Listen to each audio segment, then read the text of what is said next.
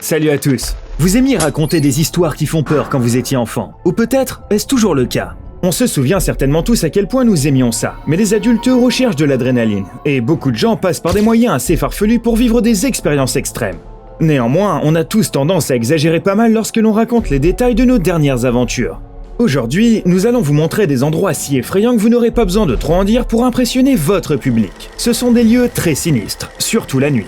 En bonus, à la fin de cette vidéo, nous allons vous apprendre une superbe farce d'Halloween pour faire peur à vos voisins. C'est parti!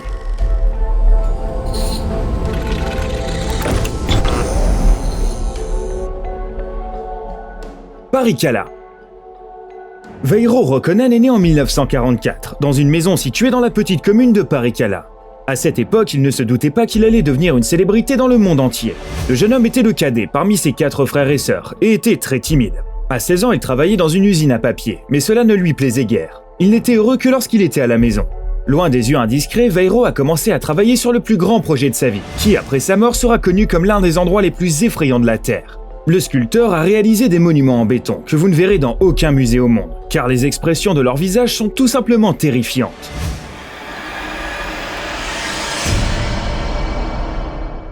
Le créateur a été remarquablement productif. En 50 ans, il a créé environ 450 sculptures, mais a refusé de les exposer en public. Il a plutôt décidé de placer ces sinistres sculptures dans le jardin proche de sa demeure.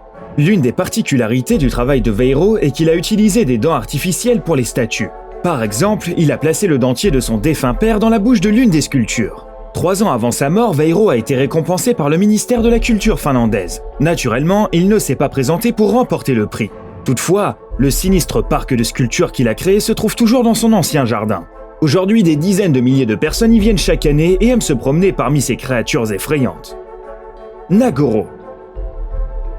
Nagoro est un village étonnant, situé sur la plus petite des 4 îles principales du Japon, Shikoku. Autrefois, c'était un endroit très animé, où l'on pouvait voir chaque jour des gens se bousculer et des enfants pleins de bonne humeur. Mais tout a changé au début du XXIe siècle. Le taux de croissance de la population a commencé à chuter, et les jeunes ont commencé à quitter les zones rurales pour se rendre vers les centres-villes. En 2019, il ne restait plus que 27 personnes dans le village de Nagoro. Mais Ayano Tsukimi est revenu ici au début du siècle, pour voir son père malade qui ne supportait pas d'être seul. Alors, à défaut de pouvoir faire mieux, elle a décidé de fabriquer de ses propres mains de nouveaux villageois. Tout a commencé quand Ayano fabriqua un épouvantail, avec des matériaux qu'elle avait laissés traîner pour faire fuir les oiseaux qui picoraient les graines qu'elle avait plantées. Peu de temps après, la voisine d'Ayano est décédée. Et elle s'est dit, pourquoi pas faire une autre poupée en son honneur, parce qu'Ayano voulait pouvoir lui dire bonjour le matin. Mais ce n'était pas fini. Ayano était très satisfaite de son idée, alors elle a fait une autre poupée, et puis une autre, et puis une autre.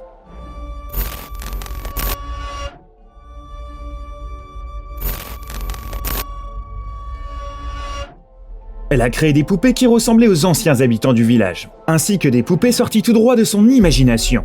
Ayano fait particulièrement attention à leurs oreilles. Elle veut vraiment s'assurer que les épouvantails puissent bien entendre. Aujourd'hui, Nagoro ne peut plus être appelé un village fantôme, car non seulement des gens y vivent, mais également plusieurs centaines de poupées. Dans la rue, dans diverses maisons, dans les écoles locales, vous les trouverez partout où vous irez. Alors, vous avez commencé à faire vos valises pour une petite visite? Suomussalmi. Les conducteurs qui vont traverser la Finlande et passer par la petite ville de Suomussalmi doivent se préparer à ce paysage inhabituel. Juste à l'entrée de la colonie, dans un champ sur le bord de la route, il y a une véritable armada muette de milliers de personnes. Et elle est silencieuse parce que ce sont des épouvantails de paille revêtus de vêtements humains. Cette œuvre inhabituelle a été créée par un artiste local, qui a baptisé son œuvre d'art « Le Peuple Silencieux ». Il a été interrogé à de nombreuses reprises sur la véritable nature de l'armée de paille, mais il n'a jamais donné la moindre explication. Une des théories les plus populaires veut que les épouvantails représentent les soldats qui ont péri pendant la guerre d'hiver entre la Finlande et l'Union soviétique. Lukova. Une église à moitié détruite, entourée d'un cimetière sans la moindre présence qui l'entoure. C'est le début idéal pour tout film d'horreur. Commençons par rentrer dans cette église qui se trouve dans le village tchèque de Lukova. Les sols grincent, le sang vous glace jusqu'aux os, et il fait particulièrement sombre aux alentours. Attendez, mais qu'est-ce que c'est que ces ombres? Elles recouvrent toute l'église. On peut voir ces silhouettes blanches entourant le lieu saint, mais leurs visages restent cachés sous des couches de tissu. Elles sont assises en silence sur les bancs et couvrent même les murs du temple, et le silence règne. Voilà l'histoire qui se cache derrière ce lieu. À la fin du XXe siècle, le plafond de cette église s'est effondré en plein milieu d'une cérémonie de deuil. Aujourd'hui, tous les habitants de la région pensent que l'endroit est maudit et ne sont jamais revenus ici. Les fantômes mystérieux ont été placés dans l'église par l'artiste Jaco Badrava dans le cadre d'un projet de fin d'études. Selon lui, les statues de l'église étaient censées symboliser les fantômes de la famille allemande des Sudètes qui vivaient ici pendant la Seconde Guerre mondiale, habitués à venir prier chaque dimanche. Après avoir été expulsés de leur terre, ils reviennent enfin chez eux, en quelque sorte. Séné. En France, plus particulièrement en Bretagne, la tranquille et pittoresque commune de Séné est située sur la côte du golfe du Morbihan. Cet endroit est célèbre pour les incroyables paysages de la réserve naturelle et son passé historique. Et d'ailleurs, cette réserve. En 2016, les touristes qui y viennent ont cherché à éviter les promenades nocturnes. Mais pourquoi? À cause de ces créatures qui ont vécu sur les berges du fleuve pendant plusieurs mois.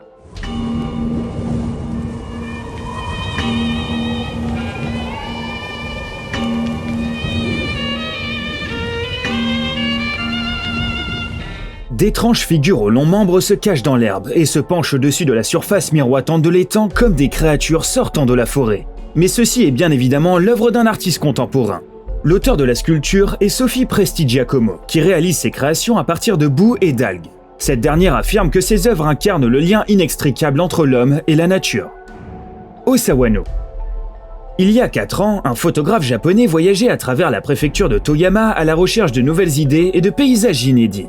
Mais il a fini par trouver quelque chose de tout à fait exceptionnel. Non loin de la ville d'Osawano, le voyageur a visité un petit village, et les habitants lui ont fait part d'un étrange lieu abandonné qu'ils étaient les seuls à connaître. Certains des habitants du village croyaient que des choses paranormales s'y produisaient la nuit. En suivant leurs instructions, le photographe s'est retrouvé dans un parc abandonné, envahi par les hautes herbes. Et là, soudain, il découvrait 800 statues de pierre qui ressemblaient à de vraies personnes, comme pétrifiées par le basilic de Harry Potter. Chaque statue portait un vêtement distinct et présentait des caractéristiques particulières. Il ne s'agissait pas seulement de plusieurs centaines de monuments identiques, bien que cela n'aurait guère rendu la vue moins effrayante. Il s'est avéré que l'armée de pierre avait été commandée par un riche président local, Mitsuo Furukawa, à un sculpteur chinois, pour une très importante somme d'argent. Au fait, la statue de Furukawa se trouvait aussi à cet endroit. Le président voulait s'immortaliser, et immortaliser tous ses proches pour les générations futures. Mais curieusement, tout le monde avait oublié ce lieu. Aujourd'hui, le parc est plein de visiteurs, et le rêve de Furukawa est devenu réalité. Et cela ne lui a coûté qu'une 60aine de millions de dollars. Xochimilco. Les célèbres canaux de Xochimilco, qui ont été construits par les Aztèques dans l'Antiquité, se trouvent dans la partie sud de la ville de Mexico, la capitale du Mexique. On y trouve généralement de nombreux touristes et une ambiance très festive. On peut y entendre des appels de vendeurs et des chants folkloriques un peu partout. Néanmoins, il existe un endroit où cette petite fête n'arrive jamais. Il s'agit d'une petite île située au milieu de Xochimilco. Au siècle dernier, une seule personne y vivait, un ermite nommé Julián Santana Barrera. Il a déclaré aux journalistes et aux visiteurs qu'un jour, il a entendu une petite fille crier. Il s'est rendu compte que l'enfant était en train de couler dans le canal et s'est rué pour la sauver. Malheureusement, alors qu'il était près de la rive, il n'a vu qu'une poupée flotter à la surface.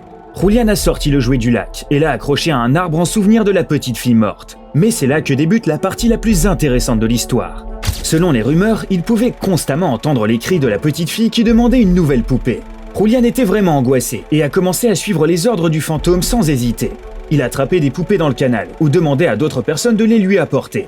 Bientôt, il y a eu plusieurs centaines de jouets autour de l'île, mais le mauvais esprit en demandait toujours plus. Au bord du désespoir et de la folie, Julián a commencé à les défigurer.